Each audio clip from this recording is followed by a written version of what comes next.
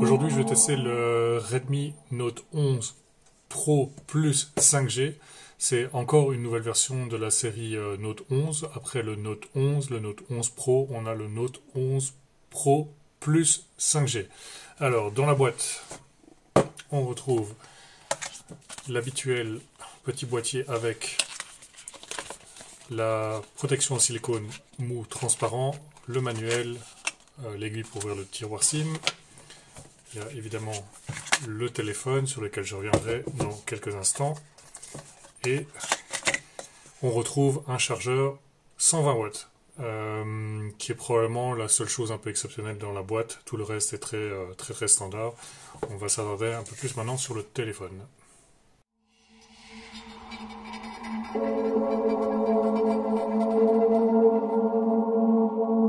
Alors, quelles sont les nouveautés de ce Redmi Note 11 Pro Plus 5G? Il y a d'abord la charge rapide à 120 watts qui était disponible sur Poco, mais pas encore sur Redmi, donc ça c'est une nouveauté. La caméra 108 millions de pixels, c'est la même que dans la version Pro sans le plus, donc pas de nouveauté de ce côté-là. L'écran 120 Hz, c'est le même que dans la version Pro et le Poco X4 Pro également aussi. La nouveauté, c'est le Dimensity 920 qui va apporter un surplus de performance par rapport au Redmi Note 11 Pro. Donc ça, c'est en résumé les nouveautés. Alors on va rapidement faire un tour d'horizon du téléphone.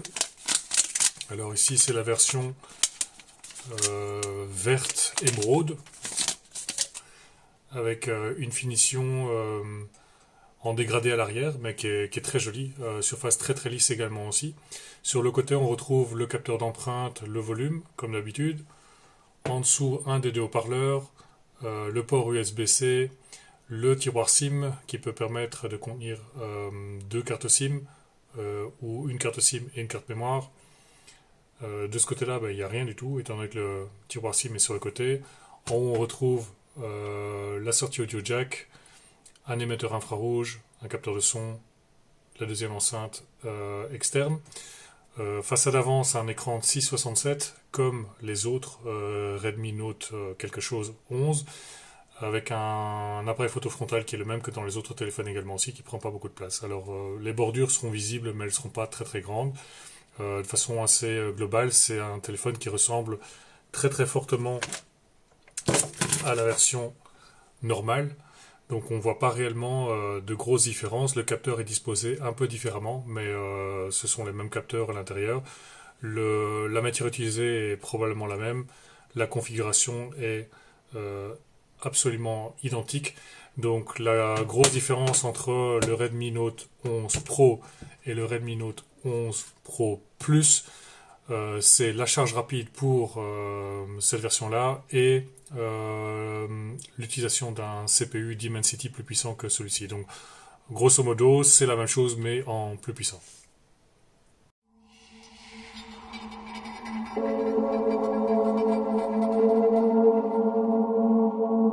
Alors, la marque Xiaomi est une marque championne dans le recyclage et pas réellement dans le recyclage bon pour la planète, mais plutôt dans le recyclage des composants. Donc j'ai ici trois téléphones qui sont en fait les mêmes à quelques différences près. Il y a d'abord le Poco X4 Pro, le Redmi Note 11 Pro Plus, le Redmi Note 11 Pro. Les composants de ces trois téléphones sont quasiment tous identiques, à l'exception de celui-ci, celui que je vais tester maintenant, qui dispose d'un processeur plus puissant que les deux autres, mais sinon, il y a très peu de différence entre chaque téléphone. Le format, la taille, c'est la même chose. Ce qui change, c'est l'intégration du capteur photo, où on a un bloc rectangulaire vertical sur les Redmi et un horizontal sur le Poco.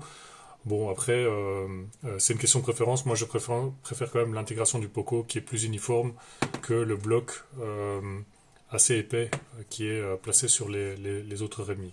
Donc l'écran c'est le même, le boîtier c'est le même, il y a quelques différences au niveau des matières utilisées. Donc Redmi a fait le choix d'une matière lisse avec un gradient, enfin un dégradé, et alors ici Poco a fait le choix d'une matière qui ressemble plus à quelque chose de vitré avec beaucoup de traces de doigts. Derrière on voit très bien la différence entre ces trois modèles là. Aujourd'hui je vais m'attarder sur celui-ci.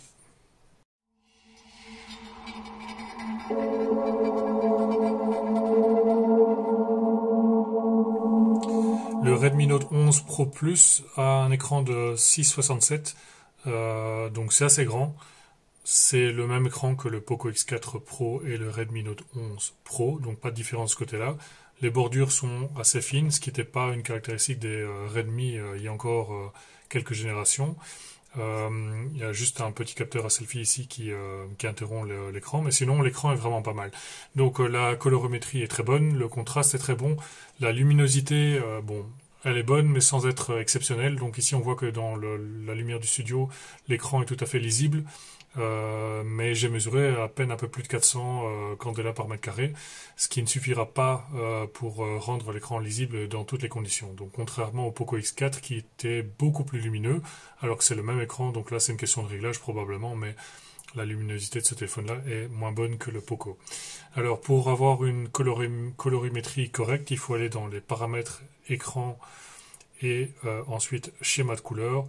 Et il faut choisir standard, et là vous aurez une couverture des couleurs qui sera tout à fait correcte, avec un delta E de environ 1.86 je pense. Ce qui situe ce téléphone vraiment dans le haut du panier au niveau de la fidélité des couleurs. Voilà, donc au niveau de l'écran, ça reste une force de ce téléphone, mais c'est le même écran que sur le Poco X4 Pro et le Redmi Note 11 Pro. Alors en résumé, l'écran du Redmi Note 11 Pro Plus est un écran AMOLED à deux fréquences, donc 60 Hz de base qu'on peut faire passer à 120 pour une meilleure fluidité des mouvements à l'écran. En passant à 120, la consommation de l'écran augmente de 30%. Ça ne veut pas dire que votre autonomie diminue de 30%, ça veut simplement dire que l'écran consomme un peu plus. Et donc sur l'autonomie générale, cela aura une influence, mais pas de façon dramatique. Alors il y a aussi la fréquence d'échantillonnage donc au toucher qui est de 360 Hz, qui permet d'avoir une réactivité exemplaire, notamment dans les jeux, donc pas de latence. Le delta E est de 1,86, c'est un très bon score, donc de nouveau pour un téléphone milieu de gamme c'est très bien, le contraste est infini, c'est très bien également aussi. Alors le point faible c'est la luminosité, je ne comprends pas. Donc 403 candela par mètre carré, c'est pas assez pour utiliser le téléphone en plein soleil. Et je ne comprends pas pourquoi, parce que ce téléphone a le même écran que le Poco X4 Pro par exemple, et sur le Poco X4 Pro j'ai mesuré une luminosité de plus de 600 candela par mètre carré. Donc c'est probablement un choix que Redmi a fait, peut-être pour l'autonomie, je ne sais pas, mais en tout cas c'est une des faiblesses. Bon, grosso modo l'écran est malgré tout de très bonne qualité.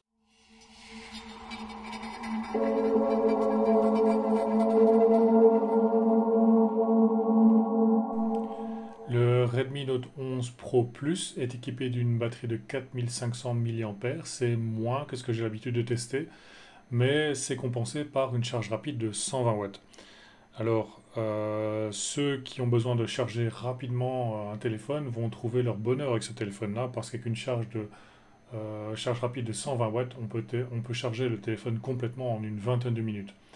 Ce qui est vraiment un très très bon score, et donc le chargeur de 120 watts est livré dans la boîte, il ne faut rien acheter. La charge est assez linéaire avec un petit ralentissement dans les 20 derniers pourcents, mais étant donné que la charge est de toute façon très rapide, même si ça ralentit dans les 20 derniers pourcents, c'est pas vraiment un problème. Alors au niveau autonomie, je dirais que c'est assez dans la moyenne, c'est un bon score, donc avec un écran à 50%, j'ai obtenu 525 minutes et 1211 minutes à 100%. Par contre, ce qui est intéressant, c'est que j'ai mesuré les consommations du CPU, GPU et de l'écran. Alors le CPU consomme plus ou moins la même chose que sur un Redmi Note 11 Pro ou un Poco X4, donc ça c'est bien. Le GPU par contre est très économique. Là où j'ai plus de 4 watts sur un Redmi Note 11 Pro, j'ai 2,4 watts en étant plus puissant. Donc il y a vraiment un rapport de performance énergétique ici qui est très en faveur de ce téléphone. Alors l'écran 0,8 watts, la différence entre 60 et 120 Hz, elle se situe de 0,6 à 0,8 watts. Donc il y a une augmentation de la consommation, mais c'est pas un problème. Donc grosso modo, l'autonomie elle est bonne, mais c'est la charge rapide qui va donner un bon score à ce téléphone-là. Avec une charge rapide à 120 watts, on a un téléphone où finalement on tombe plus jamais à court de batterie tellement la charge est rapide.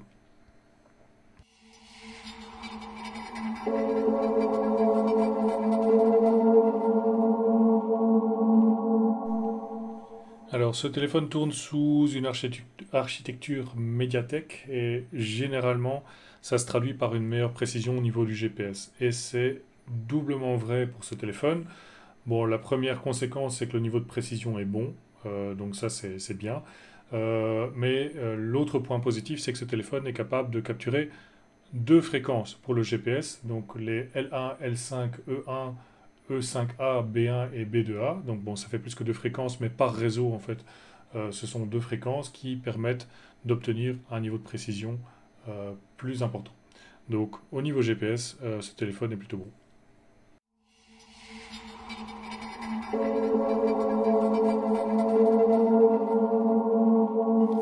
Alors, ce téléphone est équipé d'un capteur Samsung 108 millions de pixels. Il s'agit du même capteur que le Poco X4 Pro et le Redmi Note 11 Pro et également le Redmi 10 Pro. Donc, c'est pas un nouveau capteur. Je l'ai déjà testé un certain nombre de fois.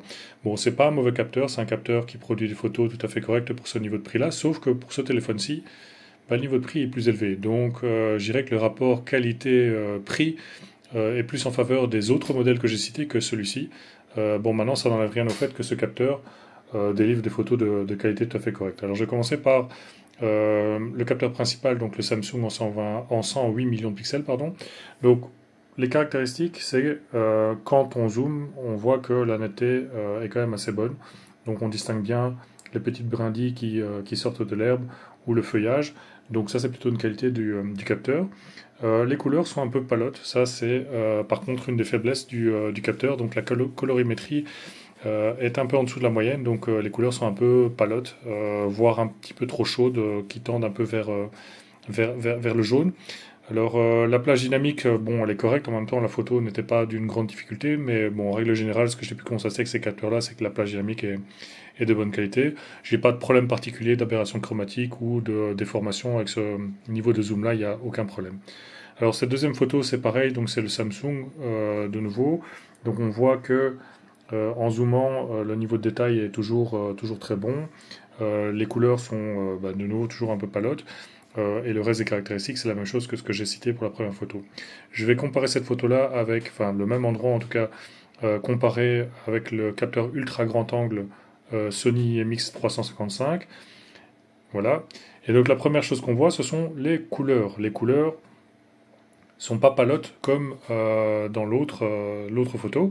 Bon, maintenant j'ai mesuré ça d'un point de vue technique et effectivement, le Sony IMX est capable de reproduire les couleurs de façon beaucoup plus fidèle. Et ça se voit assez fort à l'œil nu et l'écart est assez important. Donc ça, c'est une des qualités de ce capteur-là. Par contre, un des gros défauts, c'est quand on zoome, c'est un bouillon de pixels. Hein. Donc on distingue vraiment plus les détails et c'est normal pour ce type de capteur-là. Donc les capteurs ultra grand angle délivrent une photo de moins bonne qualité que les capteurs habituels, donc le capteur principal.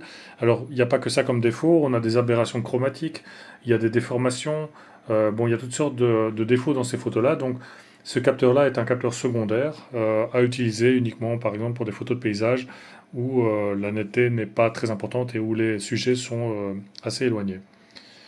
Alors on revient au capteur Sony de nouveau. Donc le capteur Sony permet de prendre des photos avec beaucoup un angle en fait assez large. Bon, c'est un peu le but aussi pour prendre des paysages. On voit que les couleurs sont tout à fait agréables. Mais si je reprends le Samsung dans plus ou moins les mêmes conditions, je vois directement que les couleurs sont beaucoup plus fades. Alors ici la différence c'est que cette photo-ci a été prise avec le mode 108 millions de pixels. En gros, ça sert à rien. Je veux dire, pour les photos du quotidien, le 108 millions de pixels n'apporte vraiment pas grand-chose, si ce n'est que ça permet de zoomer un peu plus dans les photos.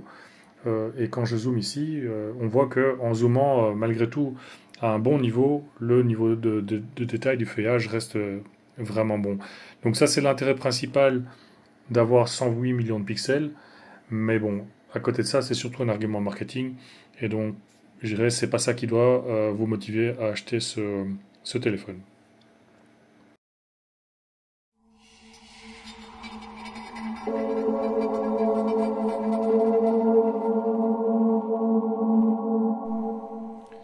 Le Redmi Note 11 Pro Plus est capable de filmer en 4K 30 fps, ce qui n'était pas le cas du Poco X4 et du Redmi Note 11 Pro, alors que c'est le même capteur, donc c'est un choix de Redmi Poco d'avoir limité les deux autres appareils, mais bon, maintenant ça donne un avantage au Redmi Note 11 Pro Plus de pouvoir filmer en 4K et la qualité est donc meilleure. Donc je vais vous montrer une vidéo prise dans de bonnes conditions qui montre que la vidéo a une bonne netteté, une bonne fluidité, les plages dynamiques sont bonnes, bon, avec les mêmes qualités et défauts que le capteur photo. Et ensuite avec une vidéo montrant la stabilisation, ou plutôt l'absence de stabilisation vidéo. Donc, bon, il y a une stabilisation, mais elle n'est pas extrêmement efficace. Il faut redescendre à 1080p pour avoir une stabilisation qui tienne un peu la route.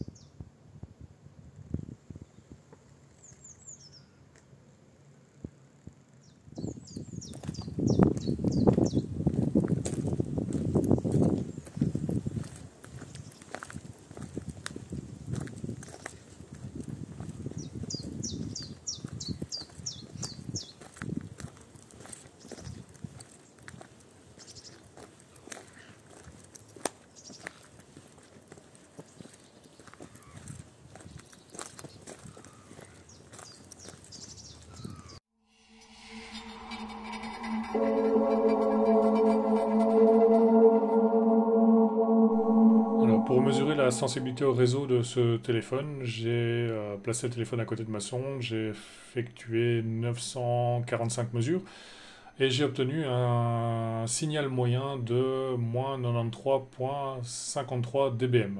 Alors bon, qu'est-ce que ça veut dire? Un bon résultat est un résultat avec un chiffre plus élevé, mais il faut le comparer à la réalité. Donc la réalité, c'est la sonde, et la sonde a obtenu un résultat de moins 93,5 dBm. Donc la différence est quasiment nulle. Ce qui donne comme résultat que ce téléphone a une bonne sensibilité au réseau 4G. Je n'ai pas de 5G, donc j'ai pas pu tester la 5G, mais donc l'évaluation est bonne.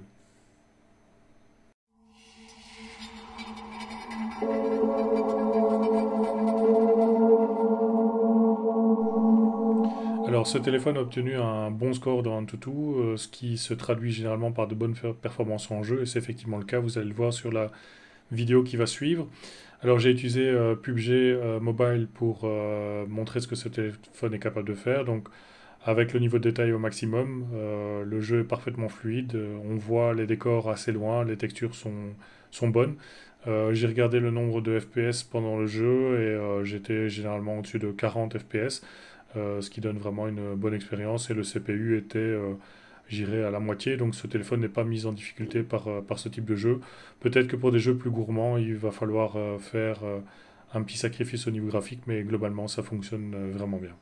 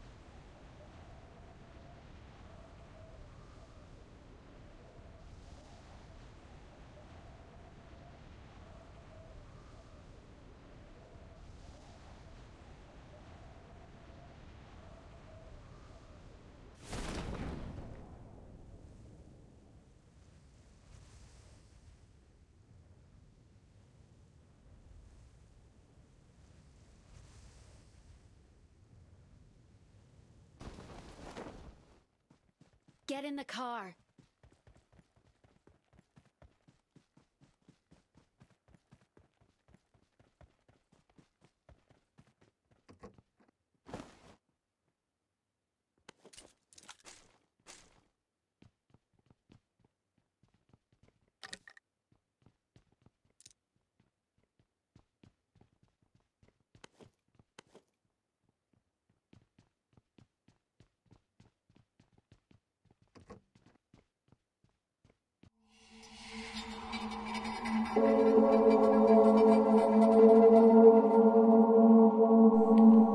Pour tester la qualité audio, j'ai fait plusieurs tests comme d'habitude.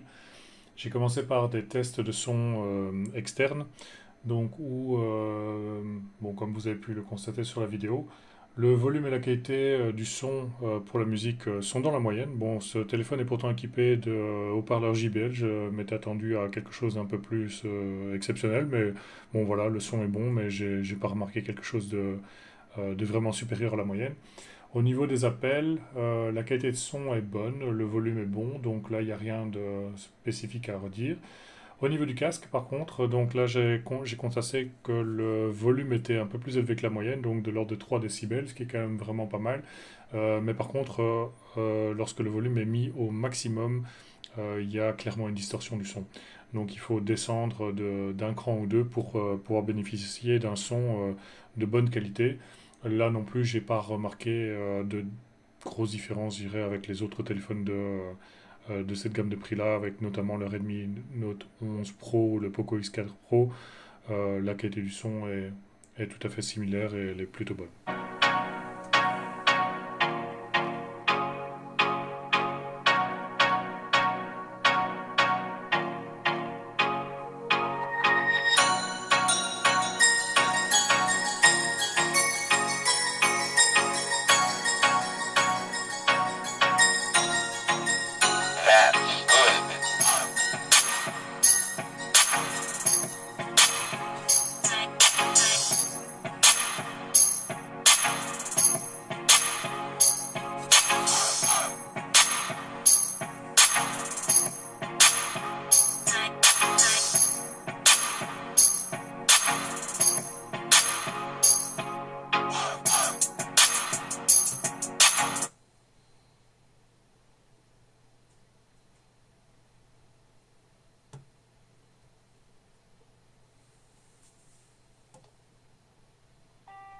For English, press 1. Pour Nederlands, toets 2. Pour le français, appuyez sur le 3. Für Deutsch, drücken Sie die 4.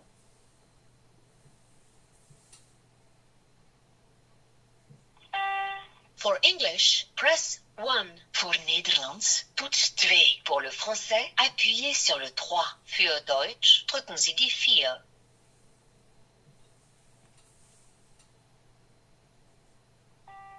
For English, press 1. Pour Nederlands, toets 2. Pour le français, appuyez sur le 3. Für Deutsch, drücken Sie die 4.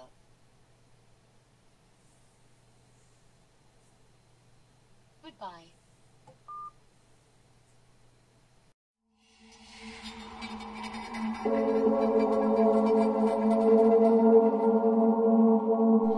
Alors comme je disais en introduction de cette vidéo, une des différences de ce téléphone par rapport au Redmi Note 11 Pro et au Poco X4, c'est la performance. Donc c'est le plus puissant des trois téléphones.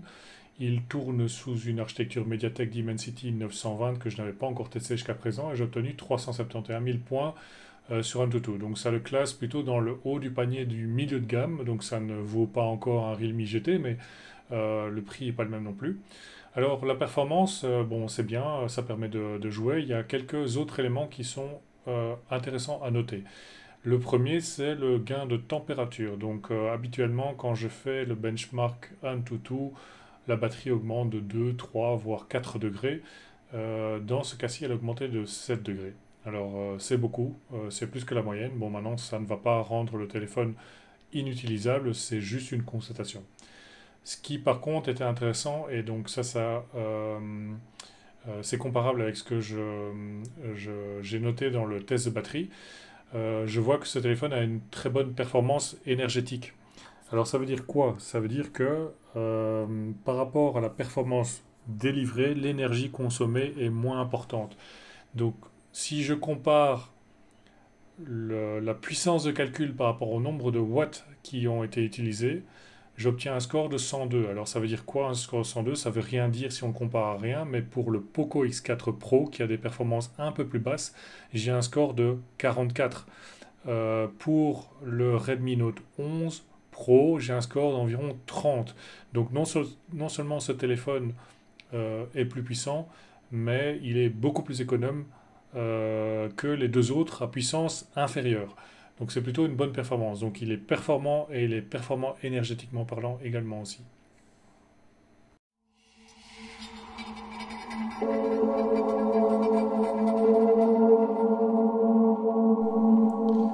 Alors au niveau du Wi-Fi, j'ai mesuré un signal à proximité du routeur de moins 17 dBm, ce qui est un bon signal, c'est dans la bonne moyenne, donc le téléphone a une bonne sensibilité au Wi-Fi. À distance c'est pareil, le score moins 59 c'est un bon score quand je le compare aux autres téléphones, donc ça c'est très bien. Ce qui est encore mieux, c'est la vitesse.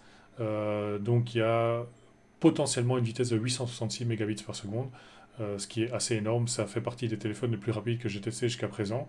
Donc au niveau Wi-Fi, non seulement le signal est bon, mais la vitesse est bonne également aussi. Donc si les conditions sont bonnes, vous aurez un très bon téléphone qui vous permettra de faire à peu près ce que vous voulez, du streaming en 4K, des jeux en haute résolution, ça fonctionnera très bien.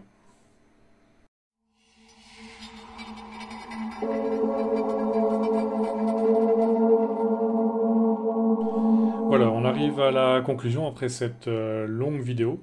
Donc, quelles sont les forces et faiblesses du Redmi Note 11 Pro Plus? Une des forces, c'est la performance. C'est à peu près la seule chose qui est différente par rapport aux autres modèles que j'ai comparés, avec peut-être également aussi l'efficacité énergétique et la charge rapide à 120 watts. Alors, à côté de ça, on retrouve le même écran que sur le Poco X4.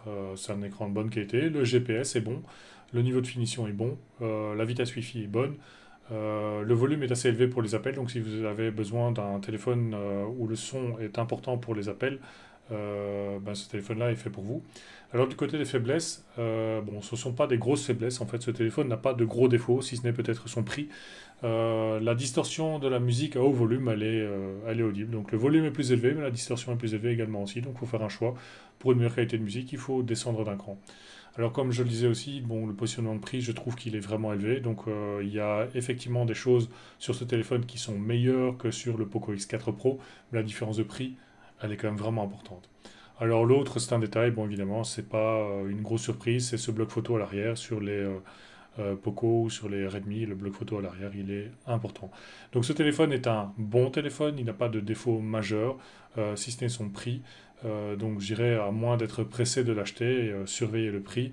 Et dès que le prix descend à un niveau acceptable, vous pouvez l'acheter en toute confiance. C'est un téléphone qui est supérieur au Redmi Note 11 Pro ou au Poco X4 Pro.